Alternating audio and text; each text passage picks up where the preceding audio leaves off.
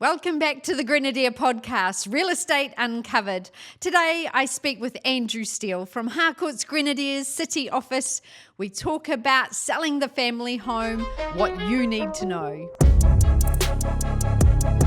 You obviously love this business. Tell me what you love the most about it. Today, an absolute exclusive. Welcome back to the Grenadier podcast, Real Estate Uncovered. Andrew, could you introduce yourself to us? Certainly. Look, my name's Andrew Steele. I've been with Harcourts now coming up for my 10th year. Getting into real estate was something in a later stage of life, and hey, it's certainly a career that I've certainly loved and in a lot of ways wished I'd sort of pursued earlier, but hey, you can't change time, but just having the time of my life in this game. Fantastic. We love having you as part of our Grenadier family. You're a very big part of the culture and the fabric, especially in that city office. Well, that's very nice of you to say. Andrew, I know that in your real estate career, you've spent a lot of time working with people selling their family homes and perhaps considering retirement. Correct. Yep, that's been a big part of the I suppose the properties that I've sold in the last few years. That's definitely the case. And tell me how that process works. Look, a lot of times for people, I use the word fear quite often as something that a lot of the people that are sort of looking at that later stage of where their next move is. And a lot of that's sort of built around not understanding the processes that they may have not been used to when they sold their first home or bought a property, because the world's changed. And, Yes. you know, a lot of things, we've had the earthquakes with EQC, bank rules. So there's a lot of areas that look to be a big barrier, but once you go through the processes and break them down and people feel at ease and can control the process, that's where I find that most success for people taking the ability to move to that next stage because they're comfortable with the process. So really part of your role is educating them on how real estate works in 2025, because it might have been a decade or 3 decades since they've sold a property. Totally, and it is, and it's just my view is, and this sounds a bit cheesy, but if I look at a lot of people, I always think about how would I want my mum and dad to be treated, and it's about them making the decisions that they're comfortable with, because reality is the process might be a 1-month time frame, might be 6 months. It's really about what works for them over that time. But it's just ticking off the boxes to ensure that their property's in the best state and the ability for the buyers to make the best decision, which will achieve that outcome of getting the best price. Tell me, when you go and speak to them about coming to market and those fears come up and Yep. you help get them through the gauntlet, obviously preparation is key, and you're working to a timeline perhaps, or you take them through step by step. What sort of time frame do you involve the other family members in that? How does it all work? Well, depending, like especially with if someone's going into a retirement village, quite often what they'll do is they'll give them an option on it, and they have so many months to get the property sold. So that particular way, we've got a set time frame that we need to work to. If it's one where they're just looking at downsizing to purchase another property under a normal setup, Yes. again, it's just what works for them. So, but I think the key thing is I always say to people if they go to market, you don't want to rush. I'd rather take time, have all the information available so that people can make the right decisions on the other side. And that's things like building reports, the EQC files, getting all the information so that insurers are going to be comfortable, ensuring the funders are going to be comfortable. And that's just about ticking the boxes off. And because we do a lot of transactions, we obviously are aware of what parties, and when I talk about parties, I mean third parties who quite often will be part of the process, what information they'll need. And we sort of say to the people, look, let's take the time, let's get it all correct. We'll make it work, but I'd rather delay it a little bit to get the right information as opposed to rushing it on market and then people are having questions that aren't answered. If the answers aren't there, people tend to diminish the value. So I'd rather have all the information there to protect the value. Perfect. I love that. And in terms of other family members, like sometimes people are older and, you know, they need that certainty, that comfort of having their family around it. Do you involve other family members in decision making or in at least communications about marketing? When we do the initial stage, we just sort of, excuse me, you'll find out pretty quickly if there are other parties, and that's fine, and that's good because you want the people to make decisions that they're comfortable with, and when other parties are involved, and some of the referrals I'll get will be from other family members, so they'll naturally be part of it. But again, you know their interests are there for that person, And again, as long as everybody's on the boat rowing it the same way, we'll get the right outcome. I know that probably more so in this type of sale, there is emotion involved because they may have raised their families in these homes. They've known the neighbours for a long time. They go to the local medical centre. How do you weigh and measure and help step people through both practicality and emotional?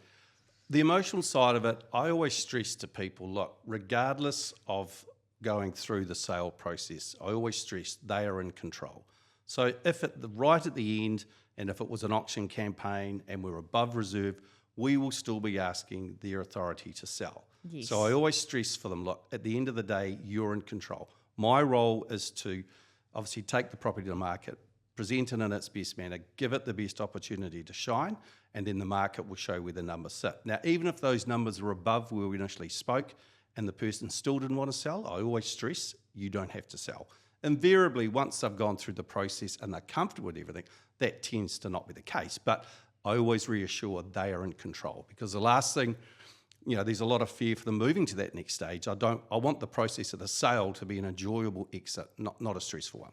Yeah, absolutely. And I think when you empower people with the fact you're in control of everything that happens, and ultimately you don't have to sell your home, if for whatever reason you decide that it's not the right time, you're in control of that too. Totally. And with that extended family, sometimes there will be people who will have strong opinions, and that's fine. And we accept that.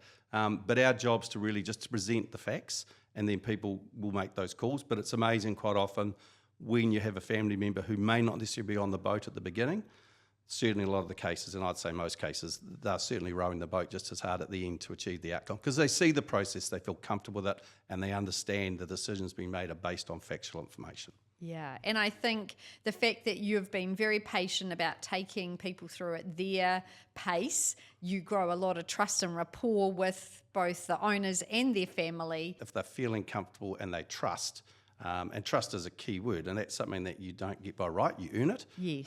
And I think if you do everything correct and the information stays constant and you deliver on what you say, and you always, you're not making excuses, you just give people the information, they'll handle it as long as they understand it. And that's the key thing, because sometimes the information can be stuff that they don't want to hear. Yeah. But it's important that they're aware of it in the decision that they make, because the last thing you want to do is people going through and we've fed them information around values when the market's not saying that. We're just setting them up for failure. I'd rather give them the information, and then if at the end of that process they didn't want to sell because the numbers weren't there, but the market showed that's where the numbers were, that's fine. We've done our job. We've delivered what the market will pay. Yes. And they've been aware of that all the way through. Yes, and ultimately still their decision. Correct.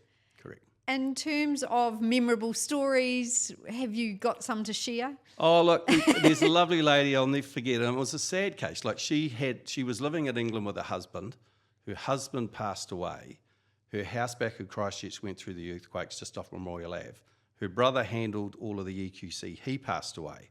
Oh. So when she came to sell, she said to me, Andrew, my house, it'll be an as is, because I don't know where are the information, I've got no sign-offs, I've got my driveway's not insured. There was all of these areas where she just felt uneasy and was just going to be a big stressful. She was wanting to go into retirement village. She'd made that call, which was a big part, but this was the big issue for her. And again, it was just a matter of, well, let's just go through the process. Let's ring EQC. So we rang together. They were there so that I was on the phone so I could get the information sent through.